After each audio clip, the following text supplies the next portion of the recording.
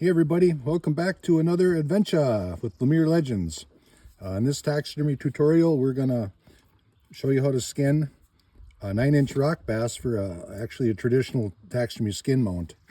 And in the second one after this, we're going to show you how to put it in the mold and mount it with my secret paper mache mixture that I use. For all of you who are out there hanging patiently for I believe it'll be the fourth part of that nice tanker or largemouth bass we had to put into a mold, or put it on the mold. We're in the process of that, so hang tight. We're going to get to that.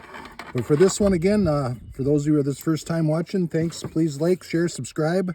You get a lot of valuable taxidermy content from this video. And that's what we're all about. 9 times out of 10, it's live, uncut, unedited. And this one, we got a nice little treat because we're outside today. It's beautiful, birds are singing, and it's just a great day. I mean, the mosquitoes aren't here yet. It won't be long here in the north part of Minnesota. It'll a couple 70-degree days and they're going to be here. But anyways, this fish is going to be a right turn. I mean, opposite. I mean, left turn, not a right turn. We're cutting on the right side of this fish. So there'll be a left turn fish. I have a few videos out already on skinning. And just a quick review. This tool, this serrated knife here, these are available from any of your taxidermy supply companies. This is a fish scraper, and this is a fish skinning knife. What I also like to do is I just got 2 little tiny knives. One's been through the mill. This is for scraping. It's not real sharp, and this is a little bit sharper knife, just for taking the eyes and getting in the cheeks. And then this shears also is available at any taxidermy supply company. It's just a heavy-duty fish shears. So here we go.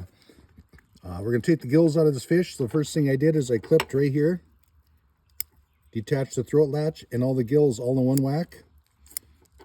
And again, I say it in every video, and I don't want to tap dance around it. If you're a tenderfoot, this probably isn't the video for you. This is how taxidermy is done, and I'm sure for all of you that are hanging tight, you want to learn how to do this. So the next thing I do, I cut right here on the inside of the collarbone all the way up to the top of the head. Okay, and then what I'm going to do on a conventional mount, I like to remove these collarbones completely. So a snip on the inside towards the gill cover and one on the outside.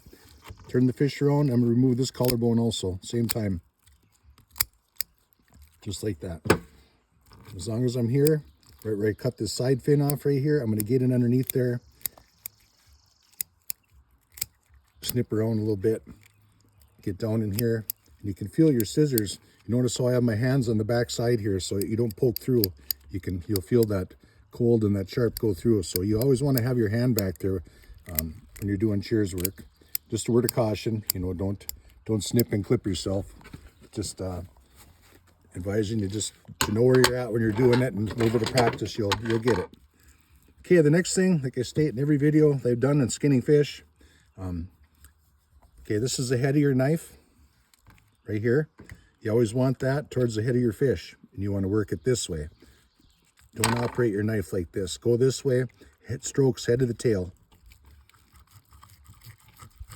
Now these rock bass, they have a pretty tough skin too. It's not like a crappie where you're going to have scale loss. These are a tough skin fish. And we do want to bring you a crappie one in the future. Yeah, I'm going to do a crappie one. I'll show you how to hold those scales on those crappies when you skin them for conventional work. There's a little trick of the trade I've learned after years of battling and getting through it. Just a brief update on a lot of these fish that we do. Had some questions and comments. Well, I can't believe you're killing those fish. You're doing this and doing that. We do some fishing here in northern Minnesota. This is our way of life. We're fortunate enough to have a lot of lakes in a short little area here from the shop, our studio, and we fish, and we are selective. We like to eat fish, and no, we're not out there killing every trophy just to mount to make a buck. You gotta have, it's like a garden. I mean, you can't pluck all your tomatoes and not save the seeds, right? I mean, you're not gonna have a garden the next year. Basically the same thing when you're fishing. I had somebody comment on that 7-pound largemouth that I had that was about 24 inches long that I'm working on some videos that I can't believe you killed that fish. Well, what happened there is I'd stated in the video when I skinned it in the first one, if people didn't catch it, it was pulled from deep water, and unfortunately it swallowed the bait down into its gullet, and it was bleeding from the gills, and being pulled up from deep water as quickly as it it wasn't going to make it. You could tell it was bleeding and it was hemorrhaging, and it wasn't going to make it. And it was legally taken, and you might as well keep it. You try and dump that back down in the water, it might swim off, but it's just not going to make it. And I could tell. I have some experience at this. I've done this all my life. I know. We just seen this the other day. People were catching fish that it must have swallowed the hook. They must have been bleeding, but we went down to one shore and there's just dead fish a couple feet out. Yeah, those are just bluegills. I mean, people grab them inside the gills and grab them by the eyes. And when you do that, yeah, you got to handle your fish properly. And even sometimes handling properly, there's circumstances your fish doesn't make it. And why let it go to waste? We use it, and if we can use it as a teaching reference, that's great. So anyway, now we're through that. Let's get back to what I've been doing here while I'm talking. But I just wanted to get that out there. Okay, what I did is I opened this fish up this way and this way. When you get down in here to remove these spiny base fins from your body, okay, you just take your scissors and you snip just like that. Okay, same thing up here. We just snipped it away. What I like to do is I go in and I peel the skin back. Okay, your meat back from the skin. And you're not going to get all the meat, on your skin. That's what this little handy little scraper here is for, and this one right here. And if you're a rookie at doing this, you have little experience or none, we're glad to help you out. If you have questions other than this, get a hold of us, and we usually get back to you in a day or so. We'd like to follow up on our comments and all our subscribers and the support we've had. You guys are really important to us, and we like to keep the tradition of taxidermy alive, show people how to do this, and it is what it is, so we appreciate it. But next thing I'm doing is just took little nips right here. You don't want to go digging in there hard because you're gonna cut through the show side of your fish, and that can be fixed. But if you can prevent it, that's all the better. Okay, then when you want to get in here real easy, middle finger, pointer finger holding your skin down, your middle finger up, just like that. And this is out of the box. We like to do some out of the box fish work.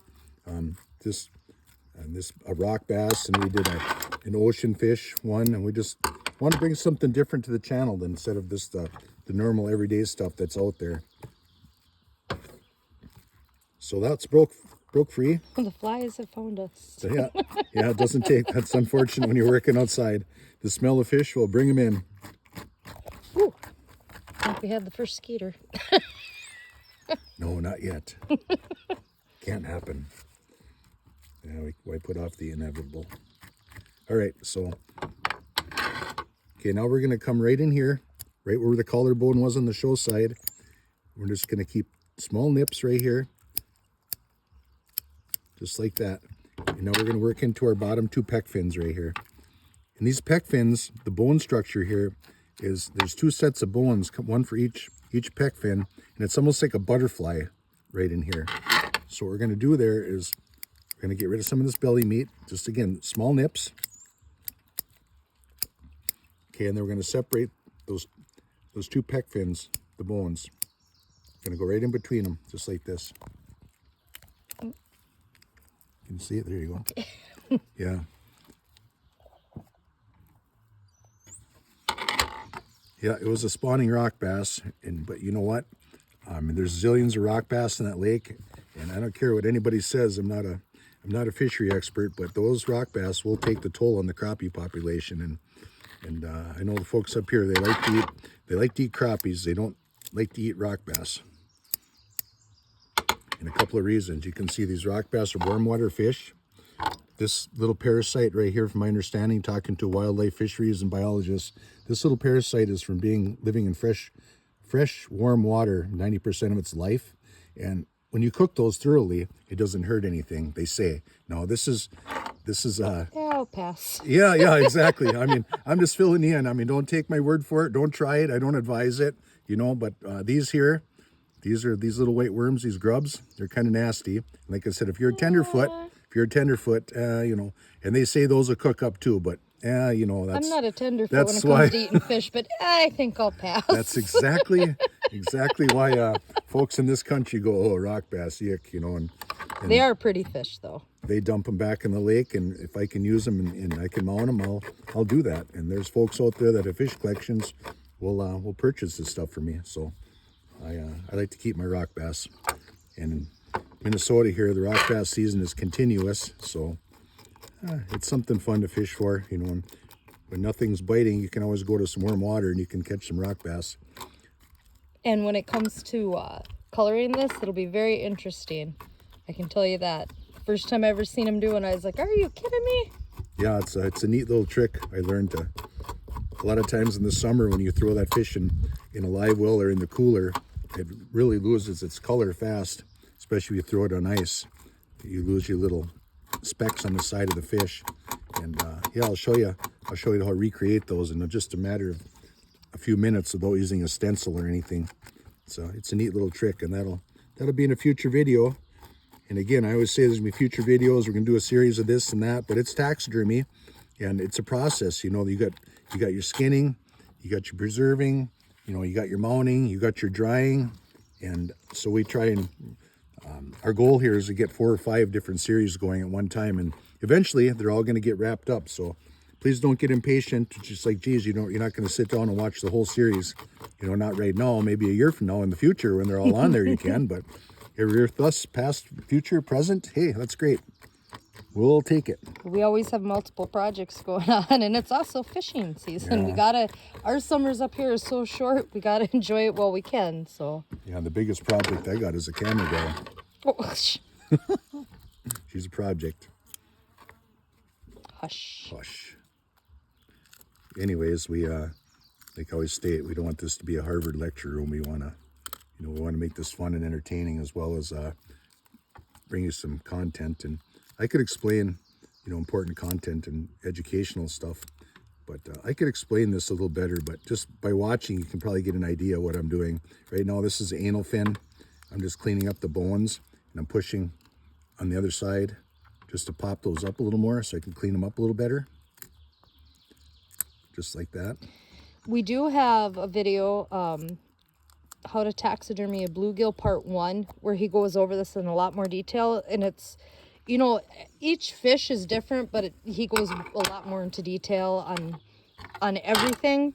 We just like to show the different fish, because there is a difference. Like this one, you learn, I probably don't want to eat that one. I just want to take your chances. Yeah.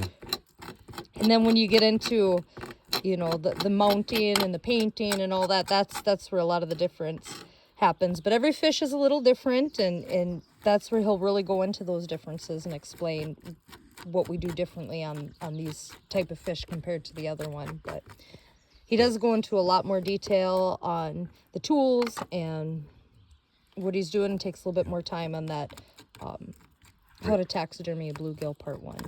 Right, and then Joe, the camera gal here, she just said that, about eating the fish, whether to eat it or not. And again, our disclaimer, from our business standpoint, personal standpoint, hey, it's a free country, do what you want. But I'm just telling you from experience and what I've been told.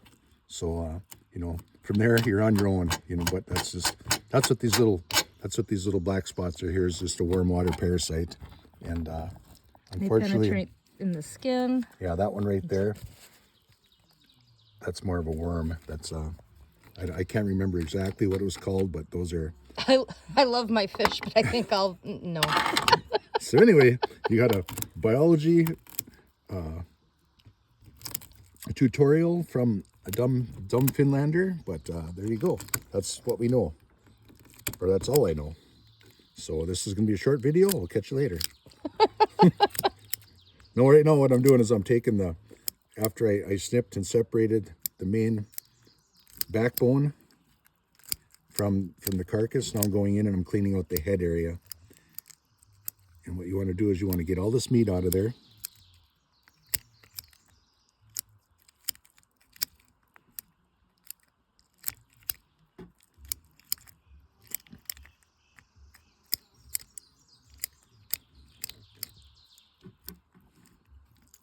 I was just gonna say, hey, the flies don't even bother that. We just had our first little ant Yeah. on that garden. Yeah, speaking of parasites, here comes the flies.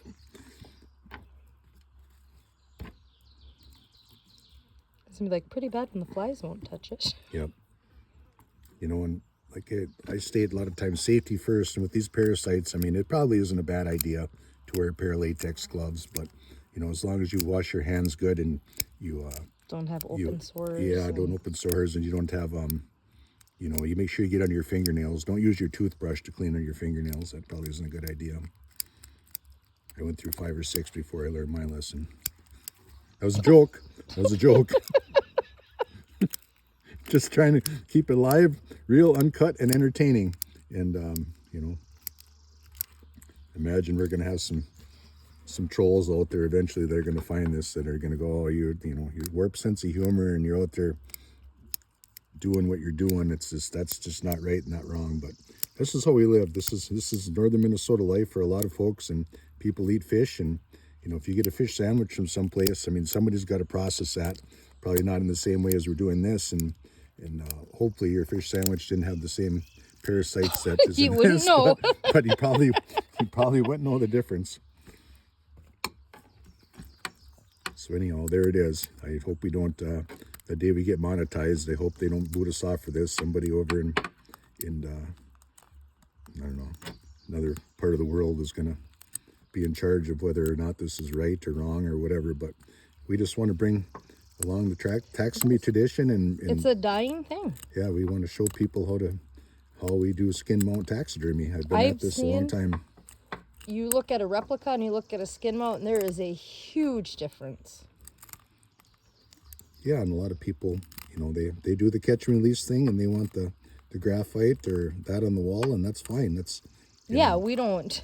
We're not against it. We just. yeah, this is part of the trophy fish. But these smaller fish like this, well, like I said, there's some of these lakes that literally have thousands and thousands and thousands of these in the lake, and it's not going to hurt anything, you know. And So, some of those replicas, you still need the fish. yeah, usually you can take the length and the girth and a picture of it to get your paint job right. But yeah, there was a time that to make that fish blank, I mean, that actual size fish had to be harvested to make that blank. So, and yeah, that fish can make, you know, thousands of more replicas just off the one fish. So it's not a bad thing. You know, I'm not knocking it. You know, I'm not judging, but that's just, everybody's got their own way of doing things. And I've done some replicas, and I don't know, I'm not a big fan of it, but unfortunately that's probably the new trend. You can see it up here more and more, especially for muskie fishermen and trophy walleye fishermen, which is good. If you can release that fish back into the water for somebody else to catch, I think that's great too. But I say, just from the taxidermy standpoint of, you know, you got to get that blank from someplace, and when you start talking big fish like that, the shipping cost alone is crazy. And then if you got to ship that fish off to your client, I mean, you're doing a lot of extra work. If you ever consider getting into the fish blank, you know, the graphite reproduction business, if you ever want to do that for customers, Sun just popped out, so bear with me if this gets a little bright or blurry or shadowy. It's an incredible adventure. But anyways, we're off to something different, you know, instead of just sitting here monotone, just bringing new stuff. While we're doing this, we give you information from our standpoint in the taxidermy world, and Oh yeah, no issues with how some people want to do their stuff or how some taxidermists work. This is just what we do. I hope this helps people. And you know, again, you know, if you're getting in the taxidermy business and you're going to take fish work in and you're going to do whatever, you know, you're going to do your own work, just know your local laws, rules, regulations, and what you can and can't do. You know, we're just giving you our standpoint. And again, another little disclaimer from Minnesota. This is, you know, in our laws, rules, and regulations. And we're just trying to help you out. We're not trying to step on your toes or tell you to do it, you know, any other way. But just from what we know, and trying to educate and help you out. So. Definitely look up your state regulations and laws. We do have a CYA video out there that explain a little bit that if you've looked up your regulations and your laws and you're licensed and ready to go, just a couple You ought to know us. Yeah, and you know, dealing with clients and Yes. you know, then cover just basically a cover It is cover your butt video yeah, for clients. on tracing your fish out and this and that. But like I said, this is my own rock bass, and I'm like I said, I have a market for a few rock bass every year that somebody will pick it up for their fish collection or whatever. So I figured why not? We'll do this one. It's a decent sized one and go from there. So what we're gonna do now is okay, cleaned out all the fin butts. This is that butterfly bone I was telling you that was down here in the pec area. We could clean that up a little better. I just split it right in half. Again, got my finger on the other side so I don't go through. And I just cleaned up those fin areas. Okay, and then I got the tail all nipped, all cleaned up really nice. Just like that. And I got this top of this back. I'm happy with that, how it's cleaned up. The bones out of there, 90% of the meat. That'll work. And the other thing too, when you're doing your skin mounts, your taxidermy, you notice I always want to keep that fish flat, you know, the best I can. Nice hard surface to work on, nice flat. You know, you don't want a bunch of stuff underneath there. You want a nice smooth surface to start scraping your fish on. Then when you do scrape, now this is a smaller fish, but on a bigger one, you'll see there's little white markings in your fish this way and that way. That's the way you want to scrape. Excuse me, especially on bigger fish. But that's pretty much how you clean up a skin. You know, and I got the head all cleaned out. The gills are removed now. Now we're just going to work on the cheeks and pulling the eyes out of this fish. And then the last thing, and please pay attention to this. I mean, I have a lot of people ask me this question. And now this is going to go into some cold water. There is no special formula with some borax and maybe just a teaspoonful of concentrated Lysol, some kind of bactericide. And a fish this size, especially if the gills are gone, 10 minutes, no more than an hour. And the reason I put the bactericide is what's going to happen is the first thing that's going to start to decay on your fish after time, when that bacteria starts growing in that water, your water is going to warm up, is it's going to start eating away at your fins. And you don't want that to happen. So I mean, I've done fish where I've dipped them in borax this size, you know, and like I said, a disclaimer, you can do it the way you want, but just when I've done through years and years and years of this kind of stuff, 10 seconds to no more than an hour, I would say, for a fish like this is plenty of time. What's going to happen if you soak these fish too long overnight, especially northern pike, I noticed, and muskies are really bad. You leave them in there overnight, and it's like that water absorbs into the skin. You got to take a paper towel and you got to push it out. When you're doing that, you're disturbing the scale structure of your fish. So just a little while. There's no secret recipe. How many cups of borax? How many cups of water? You know, I mean, maybe for something like this, maybe 3-4 cups of water and just a little splash of borax. There is no secret recipe. Just as long as you're not soaking that fish in that formula, your bactericide, maybe a teaspoonful, and your borax for more than an hour. Don't leave them in there overnight with that formula. Another little bug bite.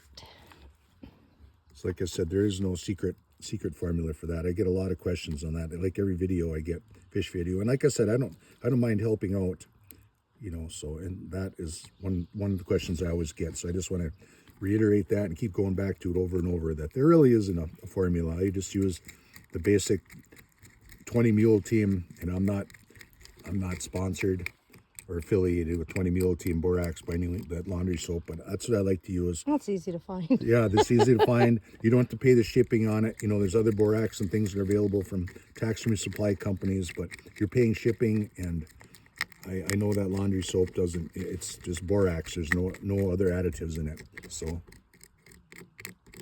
that's what I've been using for years and years. And that also makes a pretty good preservative for small mammal work. And that's another one. I get a lot of questions on that, on my opinion between tanning and using dry preservative. And we're just going to do a full tutorial on that. I've been making some notes here for 4 or 5 days on the pros and cons of each. And we're just going to do a full length on that. And then after that, another video that's going to come out in the future is just basically a tanning video. We're going to tan, I believe, a small mammal. I think I have a red fox that I'm going to show you how to tan that I have salted. So that's just stuff we're going to run through. This channel isn't all fish taxidermy. You know, we're going to do some stuff. We've got many years. It's just 'tis the season of fish. Yeah, right now is the season of fish, so we're on the fish roll, and it seems that folks really like that. They're really watching our fish videos. So anyways, there's one eye right there. And what I did is I just went in here with my knife, and you just want to make sure. That's why I like a shorter blade, so you can get in there and you have more feel of what you're doing. If you had a long fillet knife with a 6 or 8 inch blade on it, there's more of a chance, a sharper blade, that you're going to jab through this cheek. And if you did, you know, it's not a big worry. It's just something else that I have to fix. But you don't want to jab through a finger either. Yeah, I don't want to stick it into your finger. Especially then Joe would have parasites. Parasites? I thought that was a scope on your gun. Parasites. Oh, wasn't that binoculars? oh, maybe. No, that's a side-by-side. Oh, a side-by-side. No, wait, that's an ATV in Minnesota. Side-by-side. Yeah, anyways, there's your joke. We always got to throw that little dry dad humor in there once in a while when we do our videos. So this one's cleaned up. I'm going to go ahead and do this one. You saw how I did the other eye. We're going to do this one, of course, off camera here. You don't have to sit and watch us do that.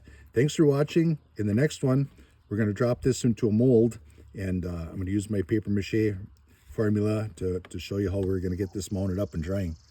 Thanks for watching.